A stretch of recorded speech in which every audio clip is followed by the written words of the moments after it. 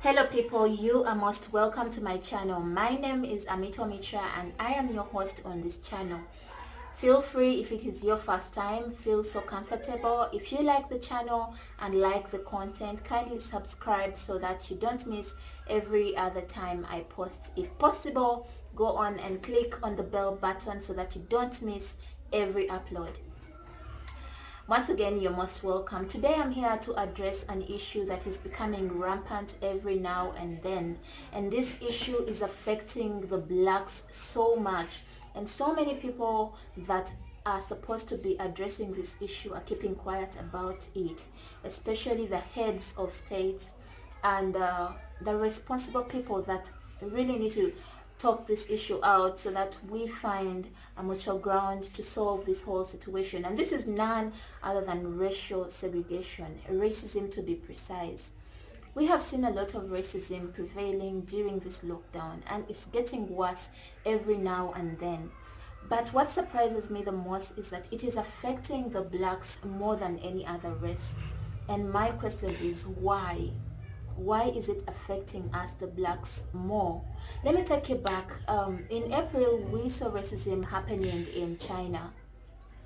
If you all remember, it went so viral. Chinese were mistreating the blacks, beating them up, sending them to the streets. I remember seeing a video about Chinese landlords chasing away black tenants out of their houses, you know.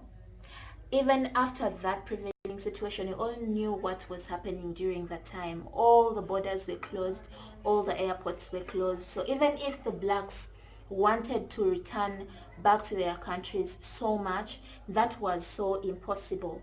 They needed to be accommodated for that time until this whole COVID-19 issue was done, and then they are seen out of China. That's if the Chinese didn't want them in their country. We saw this happening, but what surprises me the most is that when these blacks reached out to their countries, their original countries back in Africa, the African representatives, what can I call them? The heads of state, the people responsible, the ministers responsible for foreign affairs and all that, were not helping them in any way. I remember seeing some ministers saying that the blacks were just being stubborn in China, the Chinese are not doing anything bad against blacks and all that. And I really wondered what kind of continent we are living in. After seeing these things in black and white, people mistreating blacks in their countries, and yet this is not something that we do back here in Africa.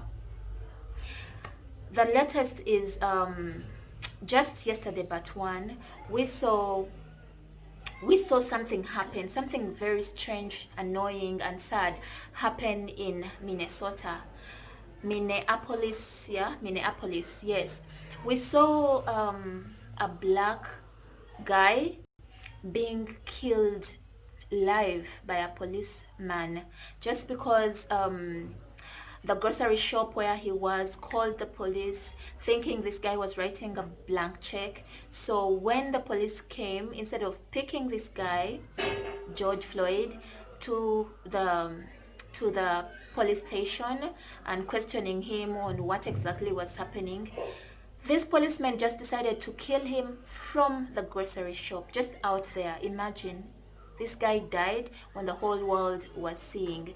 And currently, the best I know is that the blacks and other races are trying to demonstrate after this whole scenario. They are demonstrating for justice. Now, actually, what hurt me the most is that instead of these policemen being taken to police to be questioned and all that, being taken to court and all that, the state just decided to interdict them. They were fired and that was it.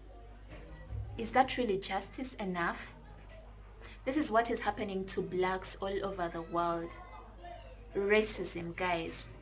Now, actually, the reason I made today's video is because of what is going on in Zambia. For the past 2 weeks, we have seen what has been going on in Zambia. So many of us So many of you out there didn't know what exactly is happening in Zambia until the recent scenario. For those of you who don't know what happened in Zambia, I think a week ago, about 8 days ago, a Zambian couple, okay, this couple has a Zambian man and a Chinese lady. They are married, so they go to this shop owned by Chinese to buy a few things. When they reached the shop, the shop attendant told them that foreigners are not allowed to enter into this shop. So when she said foreigners are not allowed to enter into this shop, the Zambian man was perplexed. He was like, okay, why wouldn't you allow my wife enter this shop, and yet it's a Chinese shop? She is Chinese as well. So this lady speaks in Mandarin. And then the wife to the Zambian guy tells the husband, no, she is meaning that you are not allowed in this shop because you are a foreigner. Imagine, this is a shop in Zambia. This man is Zambian. His wife is Chinese, but they are calling him a foreigner in his country. The shop attendant was calling him a foreigner in his own country. Imagine. I give an example of Uganda. I'm imagining me in Uganda going to a shop that is owned by a Chinese, and they tell me I am a foreigner, I can't enter that shop, and yet it is in my country. So my question is, why is this happening? Why are our heads of state letting this happen? Because at the end of it all, it is affecting us. This is our continent. We need to be respected, not only in Africa but in the whole world. Everybody has, because now what surprises me the most is that when other races come into Africa, we treat them like gods. We respect them so much. I remember, actually I am a victim of racial segregation. I remember there is a time I was going to some country. So when I boarded the plane, I sat next to a white woman, and she wasn't comfortable with me sitting next to her. I remember telling this story to a few of my friends, actually on Facebook. I told the story to a few of my friends, and they were like, no, you acted so bad, you wouldn't. Because what I did, I talked to one of the air hostesses and requested her to change my position. So I had to sit somewhere else because this lady wasn't comfortable with me sitting next to her. So when I told my friends, they were like, no, that is not how you should have handled it. You should have stayed there and let her know that sitting next to her doesn't change a thing. And I really feel like what they said was right. I made a mistake leaving that position. I would have stayed there and proved to her that it doesn't take away her dignity or anything from her, me sitting next to her. So now my question is, why is this happening? Why are our heads of state not talking to the responsible people to see unity in this world? Why is racial segregation still going on and on and on? What should we do? What should we do to stop this racism in Africa and the world at large? Back to Zambia. I also happened to find out that when you enter Zambia, Zambia looks like China. A friend of mine told me that when she entered Zambia, all she was, the signposts and everything was in either Mandarin or Chinese. So she wondered whether she had entered a Chinese country or an African country. Why is it that Zambia is being dominated by Chinese? I was also told that most of the big sectors in the country are managed by the Chinese. Zambians actually don't have much say in their own country. Why is this happening? When I tried to read about this whole situation, I found out that this started happening about 3 years ago when Zambia borrowed money from China, a lot of money that the Zambian government failed to refund. So they came into an agreement with China to give most of those booming sectors to China to the Chinese to manage. So that is how the Chinese dominated Zambia.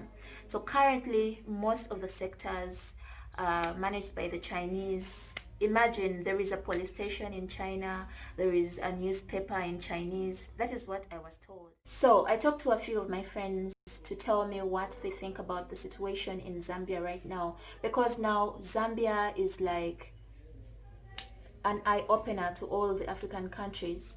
It is happening in Zambia, but it will come to Uganda, it will come to Kenya, it will come to Nigeria, it will come to Ghana, it will come to South Africa. It's been in South Africa, by the way. It will come to any other African country. So if we can't find a solution for Zambia, then we are all doomed.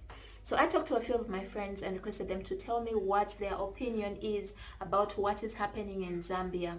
And to all of you viewers out there, kindly tell me what you think about this whole situation and how we can go about racism in Africa and the world at large. Hi there, how are you doing?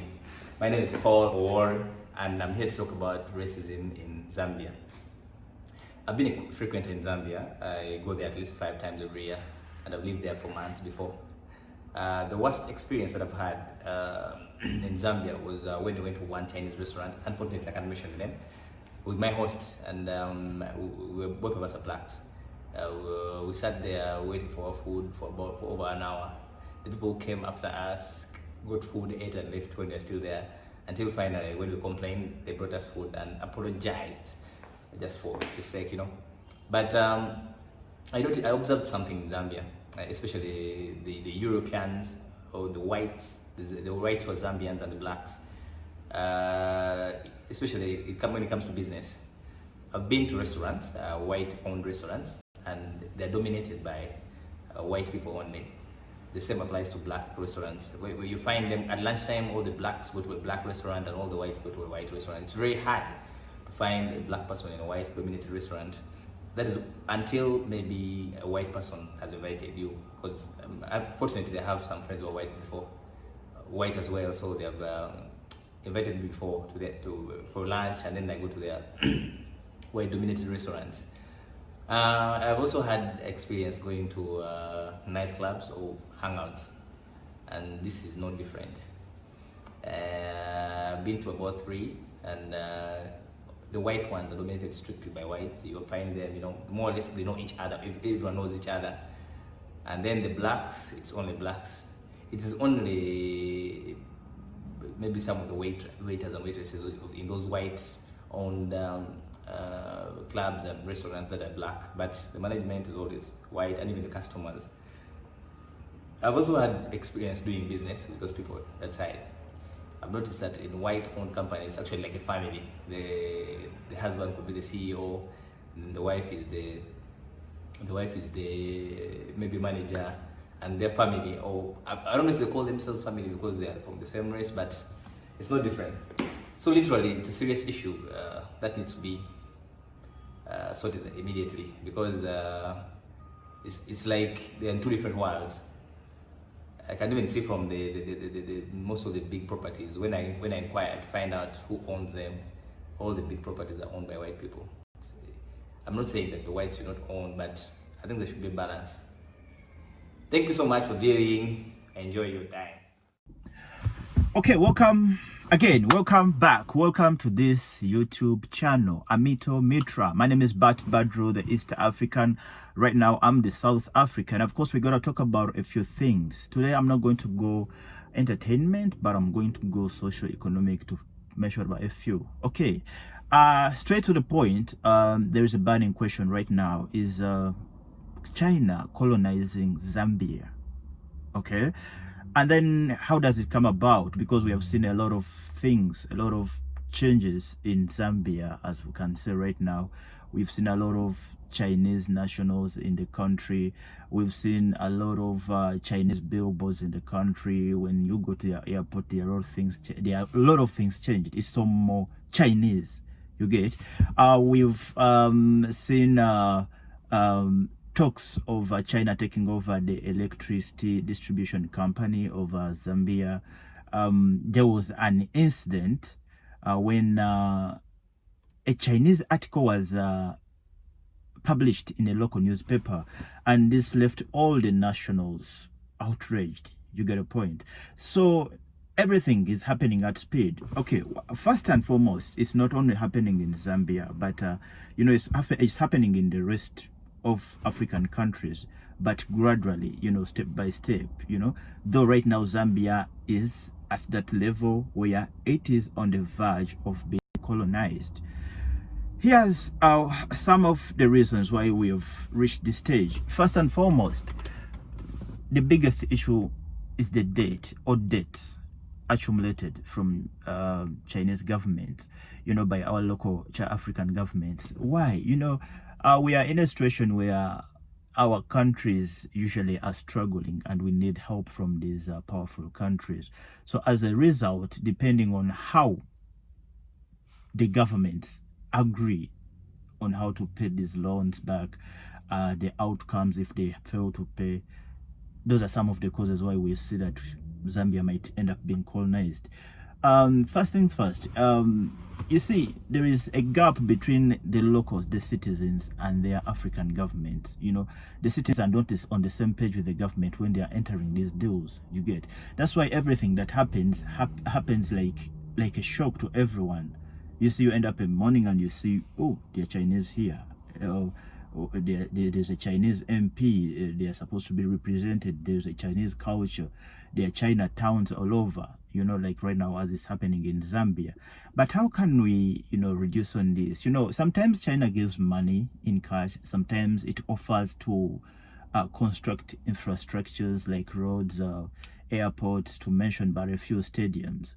And this is how it does. It offers you to construct. It brings in its nationals, Chinese nationals, to help in the construction. So at the end of the day, you see, there is a population. They are giving you money. There are people. They are not going to go back.